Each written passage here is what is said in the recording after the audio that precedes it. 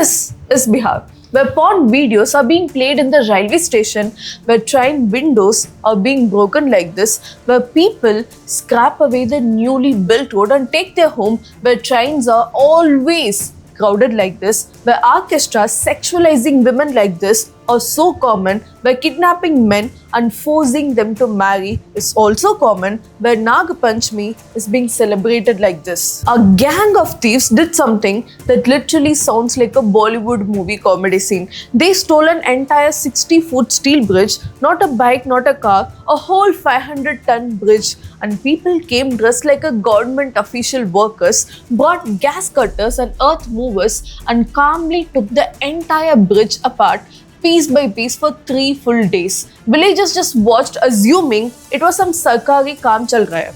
Nobody questioned them, and before you think it was a one-time crazy story, just few weeks later, another 80-foot bridge disappeared in the exact same way. A cell tower went missing, 2-kilometer railway track went missing. In some places, entire public toilets have completely vanished, dismantled from scratch. The whole India looks at Bihar with a sense of disgust. Ek Bihari, so bimari means one Bihari is equal to 100 diseases. Bihar का नाम सुनते ही मेरे mind में बहुत सारी population आती है. पहले यही सवाल आता है कि वहाँ के अनएम्प्लॉयमेंट, पागलपन, लालू, मजदूर और गरीब लोग. बिहार सुनते ही इट्स लाइक कि कुछ नहीं हो सकता. जब भी मैं बिहार का नाम सुनती हूँ मेरे दिमाग में ना एक गरीबी जैसी इमेज आती है. बिहार के बारे में गरीबी है.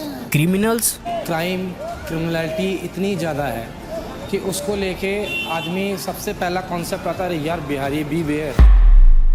But the real question is, why is Bihar like this? Why is Bihar so backwards? Why is Bihar being so judged by the Indian people that the people from the states are literally hesitating to say that they are from Bihar? As you're watching this video, Bihar's election results are being announced, and if you have been paying little bit attention, you'll notice something very familiar. Same old faces, same promises, and same this time Pakka Vikas Hoga dialogue. Nitish Kumar has been the Chief Minister of Bihar since 2005. Almost 20 years of political musical chess. He started with RJD, switched to BJP, went back to RJD, then back to BJP again. The alliances changes, but the face stays the same. Before Nitish, from 1990 to 2005, it was Lalu Prasad Yadav who ruled Bihar. When corruption cases stopped him from becoming the Chief Minister, he made his wife Rabri Devi, who had almost no political experience, as the Chief Minister. Not once, but 3 times. Those 15 years were what people call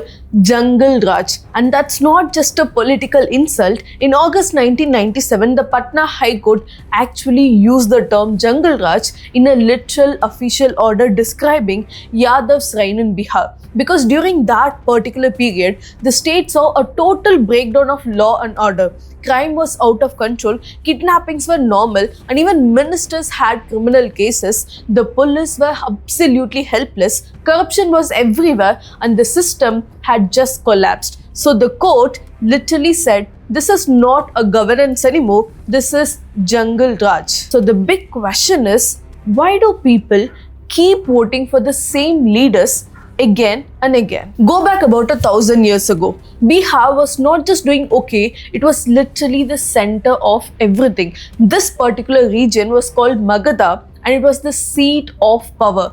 The Maurya Empire had its capital at Patliputra, that's modern day Patna. This particular empire literally controlled most of the Indian subcontinent from Afghanistan to Bangladesh. Your entire history book, Chandragupta Maurya, Emperor Ashoka literally ruled from here, and the Gupta dynasty, which historians call India's golden age because of massive advances in science, math, literature and art, was also based in this region. And when it came to education, Bihar was like the Oxford of the ancient world. Nalanda University, built around 427 CE, was the world's first residential university. Students traveled travel for months from China, Japan, Korea and Tibet just to study here. And not just spirituality or religion, they learn medicine, mathematics, astronomy, politics, fine arts, everything. And another great university, Vikramashila, came up in the 8th century, and Aryabhatta, the man who discovered zero, calculated pi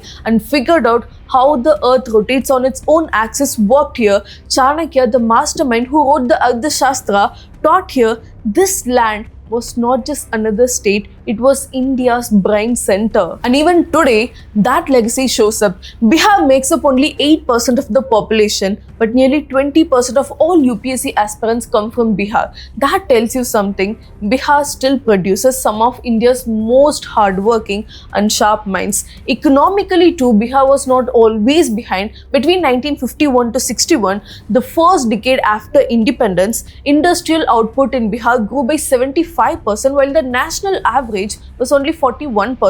Bihar was growing almost twice as fast as the rest of the India. Over 1 lakh new industrial jobs were created in just 10 years. So if things were going really this well, if Bihar had the resources, talent and the momentum, what the hell went wrong? 1952, just 5 years after independence, one single policy decision changed Bihar's entire future upside down. The central government under Prime Minister Jawaharlal Nehru announced a freight equalization policy. Sounds too technical and boring, but this literally became Bihar's death sentence. See, Bihar had everything to become an industrial powerhouse.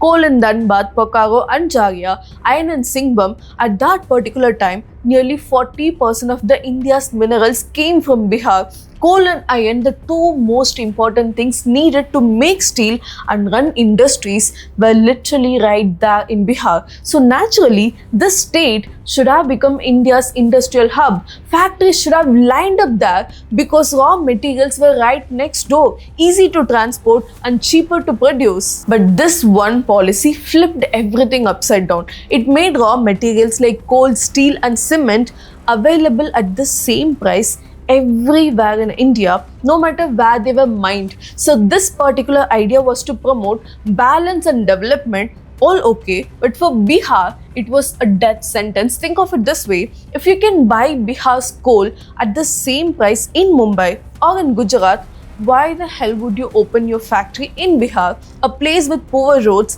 bad transport and no infrastructure? You would just build it somewhere already developed, and that's exactly what happened. Industries moved away, investment stopped and Bihar had the treasure, but the key was handed to everyone else. Between 1951 to 91, Bihar's per capita income dropped from 64% to just 46%. By 1999, Bihar had only 0.6% of India's factories, even though it still had nearly half the country's minerals. Even President Pranab Mukherjee later admitted that this one policy crippled Eastern India's growth. And experts like Ashok Kumar pointed out that since the transportation was hugely subsidized, the government literally stopped caring about building roads or railways in Bihar.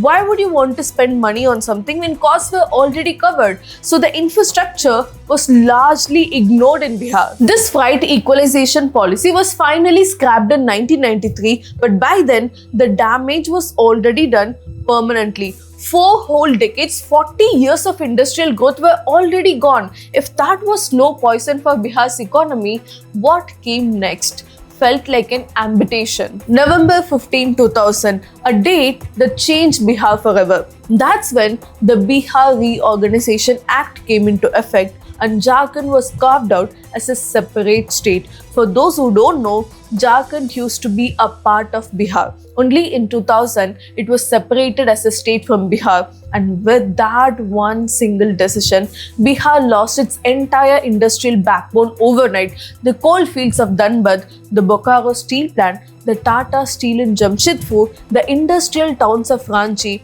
and the Hazaribagh, every mineral-rich district was gone. Bihar instantly lost 80% of its mineral resources and 60% of its forest. Almost every major factory moved to Jharkhand. 3 out of every 4 industrial units were gone. Before the split, industries made up 24% of Bihar's economy. After Jharkhand's separation, it dropped to just 4%. By 2011-12, Jharkhand was earning 1,400 crore a year just from mining royalties, the highest in India.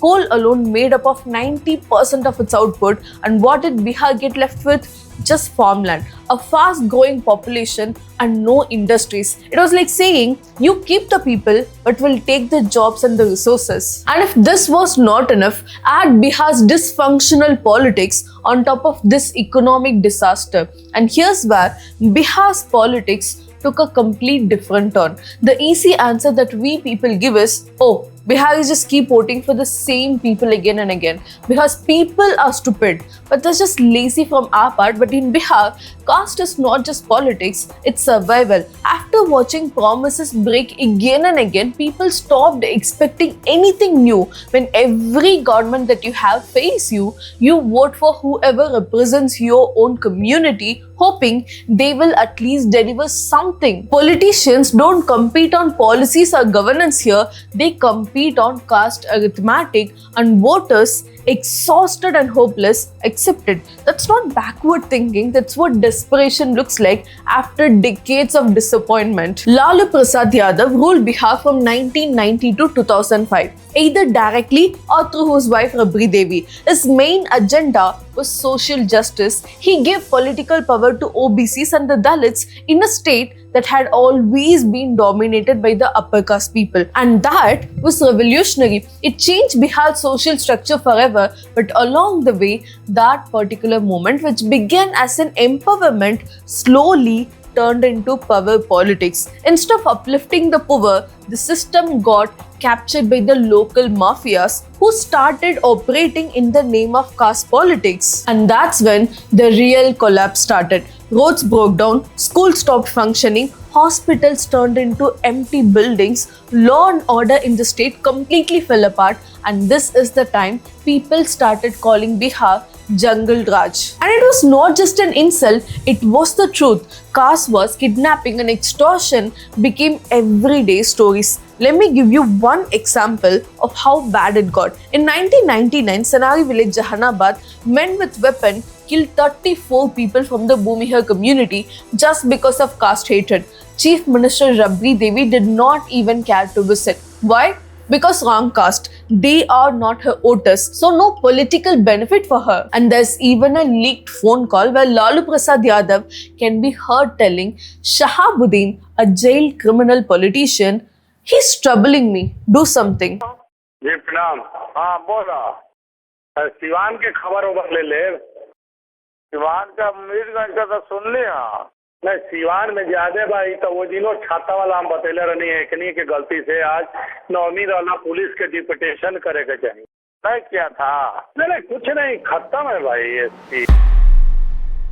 Imagine a direct order from the CM to a gangster. That's how politics and crime worked hand in hand in those days. Then Nitish Kumar took over in 2005. And yes, things started looking better. Roads expanded from 14,500 km to 26,000 km. Electricity became far more reliable. He launched schemes like giving free bicycles to girls to attend school, and it kind of actually worked. Female 10th class enrollment shot up to 1.87 lakh in 2005 to 8.37 lakh in 2020. And women's safety also improved. These are real achievements, but it was all surface level. Roads and electricity are important obviously, but without industries, where are the jobs? Nitish Kumar made Bihar look better and feel safer, but he did not make it economically stronger. He built surface level progress while the deeper problems remained untouched. And one of these problems was education.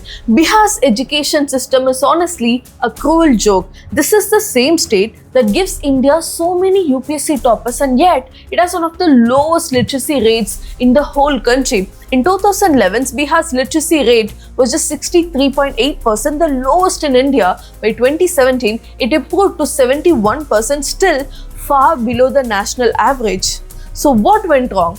One word: corruption. Between 2006 to 15, thousands of people got teaching jobs using fake degrees and certificates. To an extent, the Patna High Court had to order a massive investigation. By 2025, over 6.45 lakh certificates had been verified, and the police had filed 106 cases against nearly 3,000 people. But wait, that's not even the craziest part of the story. Appointment files for 90,000 teachers are missing, completely missing, and the education department has no proof that these teachers were ever officially hired by the government, but they have been getting the government salaries for years. And listen to this story. In 2016, a girl named Ruby Roy became the 12th class arts topper. During a TV interview, the reporter asked her a question. You topped political science, so what does political science teach? And the girl confidently replied, pedagogical science. The reporter tried again, but what does political science teach? She said, the art of cooking. On the national live TV, the topper of the state said this. कौन science? Prodigal science. Prodigal science वो क्या होता है? Prodigal science या नया subject हम सुन रहे, क्या चीज़ है? खाना बनाने के बारे में। प्रोडिकल साइंस में खाना बनाने में बताया जाता है, तो होम साइंस क्या होता है? And later it turned out that the girl never even wrote her own exam. The answer sheets were fake, missing the official watermarks, and the entire examination system was compromised. And this is not a one-time case. Schools across Bihar discovered 5.4 lakh fake student enrollments created just to claim government benefits. Go students! Out of 3,000 crore meant for education, nearly 300 crore, 10% went to these fake names. 183 schools in Bihar don't have buildings. Kids study under trees, and more than 2,000 schools don't even have electricity. And now, even if a student somehow manages to finish school and college, what's next? There are no jobs waiting for them in Bihar. According to the 2024-25 Bihar's economic survey, the state's per capita income is just 66,828 rupees, the lowest in India. And around 74% of Bihar's workforce completely depends on agriculture, which offers low productivity and income. And doing agriculture also here is a pure gambling. Nearly 13% of India's total flood-prone area lies in Bihar. When fields stay underwater for 10 to 15 days, rice crops are completely destroyed. So what are the farmers supposed to do? They fall into debt, migration, and becomes the only escape. Ironically, while the north of the Bihar drowns every monsoon, the south keeps waiting for rain. One side is literally flooded, the other side is dry. Farming here is not a livelihood anymore, it's a pure gambling. And for educated youngsters, things are even worse. Unemployment among the high school graduates is 5%, among graduates it's 14.7%, among postgraduates it's 19%. The more educated you are in Bihar, the harder it is for you to find work. So where do they go? Delhi, Jharkhand, West Bengal, Maharashtra, Karnataka, Tamil Nadu, Andhra Pradesh. Bihar is literally built India's metros. Construction in Delhi, Bihari workers. Factories in Mumbai, Bihari laborers. Farms in Punjab, Bihari migrants. India literally runs on Bihari sweat, but Bihar stays poor. It's also India's second least urbanized state, and that's a very huge problem because cities are what drives economies, industry, services, innovations. Everything needs economic urban hubs. Tamil Nadu and Gujarat developed because they have built industrial towns. But Bihar has only Patna, which is overcrowded, chaotic, and beyond that there is almost nothing. Between 2015 to 2024, Bihar's crime rate rose by 80%. You know what's the India's average crime rate? 23%. Compare the 23% with the 80%. Just in 2023, the Bihar state recorded 2,862 murders, most of them over property disputes, revenge, or family fights. And that's almost obviously will happen because 60% of your population is under age 30 and most of them are unemployed. So what do you expect out of them? Crime is inevitable. To make it worse, politicians openly protect criminals for their own benefit. Many scams and crimes are done by the politicians themselves or by their relatives. And those who try to expose them, journalist, IAS or IPS officer, often pay with their lives. Because in Bihar, speaking the truth can literally get you killed. So obviously no business wants to invest in a state that's seen as lawless, and that image, fair or unfair, keeps Bihar trapped in the same cycle. But whose fault is it really? The central government, the state government, or the people? Central government killed the industries with the freight policy, and then the state got divided and all the minerals and the resources went to Jharkhand. Now Bihar still gets the central funds, but money without proper planning is just money wasted, and state leaders prioritized identity politics over economic planning. Lalu Prasad Yadav focused on the social justice but ignored the development, and Nitish Kumar focused on roads but not industries. Both chose politics over progress. And the people, after decades of broken promises, they gave up hope. They stopped expecting anything. Sab chor hai. Everyone is corrupt, and that's the mindset of people right now. So instead of demanding accountability, demanding the politicians to do their work, people are settled for freebies and cost loyalty. But here's the truth, Bihar did not fall alone. India watched it happen, and the rest of the country actually laughed at them. Ek Bihari, so Bimari. One Bihari equals to 100 diseases. People say that like a joke. Instead of speaking up for Bihar struggles, we mocked at them. There is literally a Wikipedia page called Anti-Bihari Sentiment. Social media is filled with videos mocking their accent, their clothes, crowded trains, and 10 people living in one small room. When bridges get stolen or toppers turn out fake, it becomes meme material instead of questioning the reality. But when you laugh at that, you're laughing at the symptom, not the disease. Bridges don't vanish because Biharis are thieves. They vanish because system collapsed so badly that no one even expects the governance to work anymore. When the villagers see someone with papers and machineries dismantling the bridge part by part, they assume it's official because questioning the authority was not an option for them. And the fake toppers, they don't happen because people are dishonest. They happen because corruption has completely eaten the education system so completely that cheating feels like the only way forward. And those 10 men squeezed into a single room in Delhi, cooking together, sleeping together, saving every single penny and sending home, that should not make you laugh. That should make you question the very system that we have as a privileged citizen of the country. They are the ones keeping India's cities running, working 14 to 16 hours a day in construction, plumbing, cleaning, sewers. They live like that just to feed their families back home who have no other source of income. So instead of making their misery viral, maybe it's time we make their truth viral. Ask questions that actually demand answers. In 2025, Bihar launched a massive plan called BIPPP, the Bihar Industrial Investment Promotion Package. The goal is to attract 1 lakh crore worth of investment and create 1 crore jobs in 5 years. The package promises free land for companies, capital subsidies up to 30%, and interest benefits up to 40 crore. And some signs of progress are visible. Adani Power is building a 25,000 crore, 2,400 megawatt thermal power plant in Bhagalpur. That one project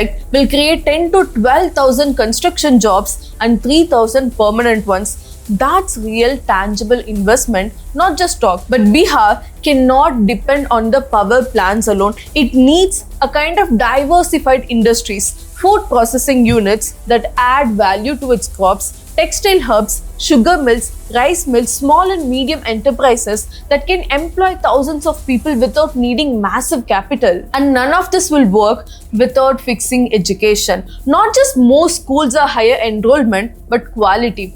Teachers who are accountable, curriculums that actually prepares the students for real jobs, better buildings, better infrastructure, all of it. Then comes urbanization, real urbanization, not just Patna becoming more crowded, but creating 5 or 6 newly planned cities across the state, each with industries, jobs, housing, and public transport. And most importantly, politically, Bihar needs to move beyond the caste equations. Elections cannot be about which caste gets how many tickets. They need to be about who can bring jobs, who can build industries, who can make Bihar grow. Politics of governance, not politics of identity. And this is where the youth come in. Over 60% of Bihar's population is under 30. That's not a burden, that's a superpower. But without jobs, this becomes a ticking time bomb. Young people need to stop assuming migration is their only destiny.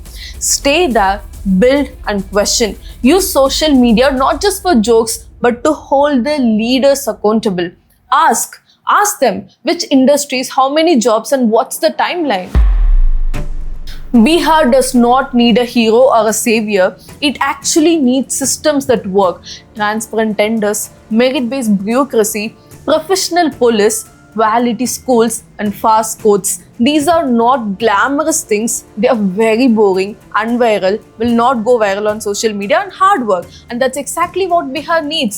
System building, not hero worship. And this will not happen in the next 5 years. Bihar's problem took 75 years to pile up. So fixing them will also take decades of discipline, harnessed, and consistent work. Remember, Bihar was not born backward, it was systematically made backward. Bihar literally has everything that it needs to succeed. A legendary historical legacy, extraordinary human capital, young hardworking people willing to work 16 hours a day with 60% of the population under the age 30 and massive agricultural potential. What Bihar lacks is system that actually functions, governance that works, industries that employ people, education that teaches, politics that prioritizes development over caste arithmetic, and a national commitment that actually rebuild what decades of policies, bad policies, destroyed. Because Bihar's story is not just that one particular state failure, it is India's unfinished business, a reminder that inequality between the state does not just happen, it is created, and it continues because nobody takes responsibility to fix it. So maybe we have been asking the wrong question all along. It's not why Bihar is backwards. The real question is, why did we let Bihar become backward? Why did we keep it backward? And how much longer are we going to keep it that way? Bihar is stuck between a glorious past it cannot reclaim and a future it cannot reach. And as long as that happens, India remains incomplete, because you cannot call a nation developed when one of its oldest and the most powerful regions is left behind.